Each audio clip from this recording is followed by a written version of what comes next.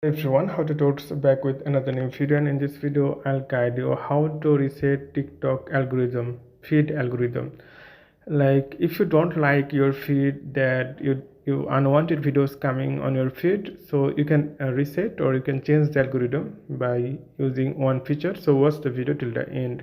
So first of all, you need to open your TikTok, then simply tap here, the right bottom corner, it's a profile, then tap here three dot and tap here settings and privacy. So content preference, simply tap here and tap here refresh your feed. So you can see here refresh your feed.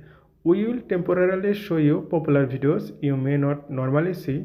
Watch, like, comment and share videos so we can learn your preference. Once refreshed, your feed should feel more personalized. So simply tap on the start button. So it progress now. So once you watch the video, you can see why you want to reset or refresh your feed. Simply tap something, then submit. So after that, TikTok understand your interest and TikTok recommended the videos that you interest.